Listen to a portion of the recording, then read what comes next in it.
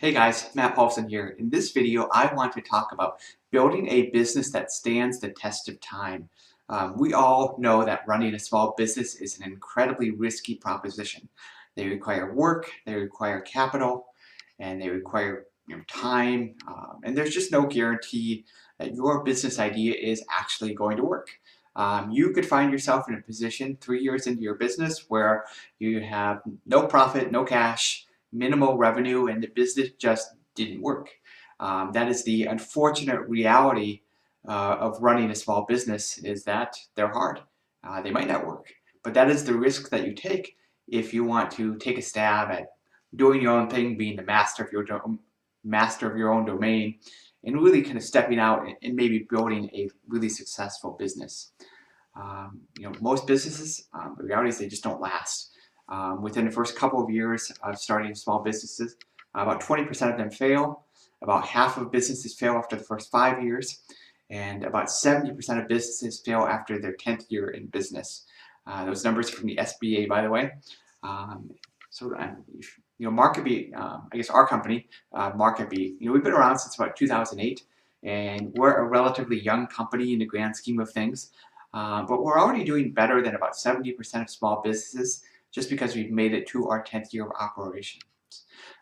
So if you want to build a business that really lasts, build a company that stands the test of time, build a company that's made it into their 10th year of operations, I've got four kind of topics or four ideas that I want to run by you today that will maybe help you think differently about how you build your business and give you ideas to build your business in such a way that it truly does stand the test of time.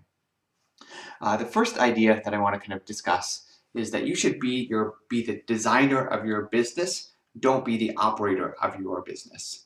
So when you go into a McDonald's or Burger King or Culver's or whatever fast food you like, how often do you see the owner of the franchise, frying French fries, working the cash register, or making sandwiches? The reality is, you probably never.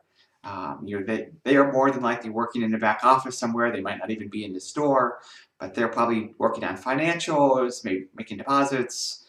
Maybe they're working on marketing. Maybe they're planning their next store. Who knows? But they're not the frontline employee. They're not working the cash register. They're not even overseeing the person that works the cash register because they have a manager for that. Ultimately, you as the business owner have to be the person that designs the systems and the team that operates your business. Because if you are the person that designs the business and runs the business day to day, eventually you're going to get burned out and you may quit. Early on, when you're first getting started, it is kind of unavoidable to be the day-to-day person in your business.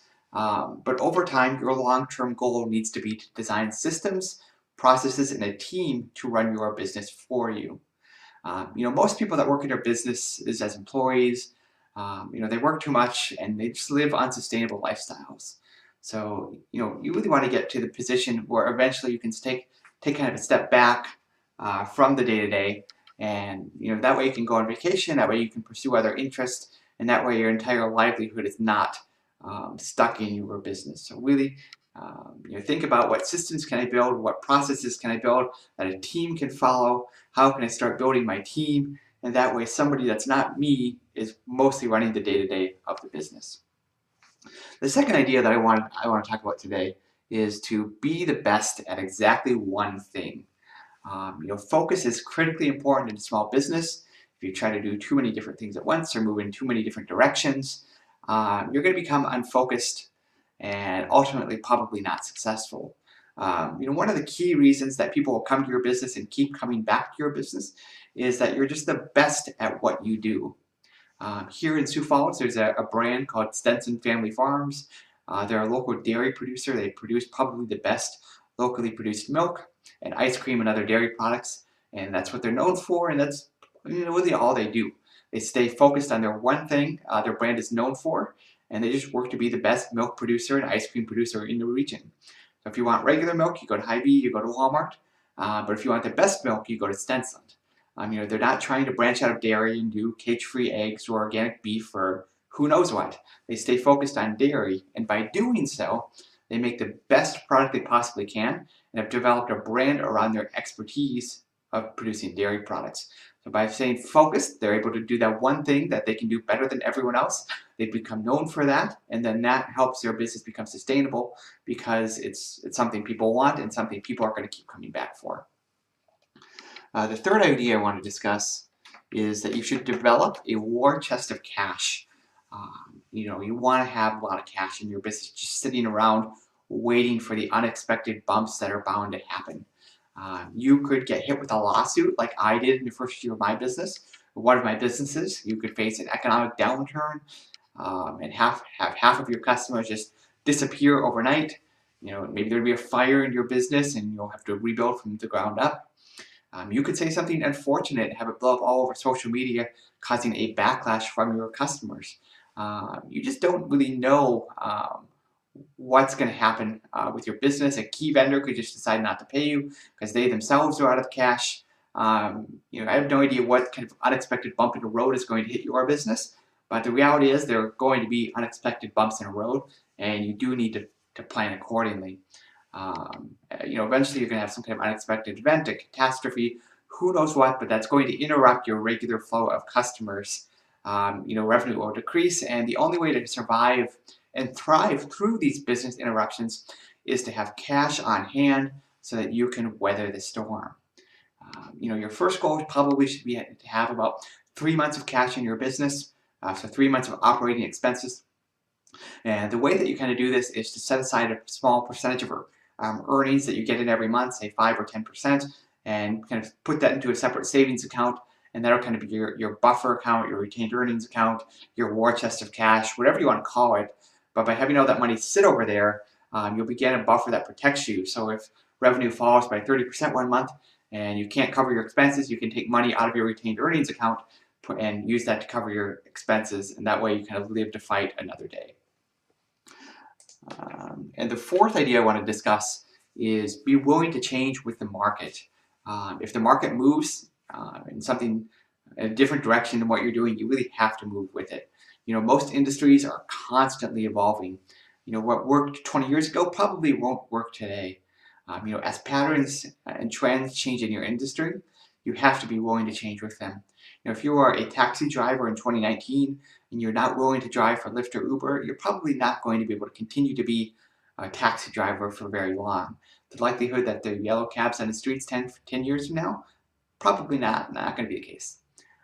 In my industry, 2008, 2009, during the Great Recession, the stock market fell in half, and just the appetite for financial news and information was pretty much decimated. Nobody wanted to pay for any research tools or services or newsletters because they lost half their money in the stock market, at least on paper.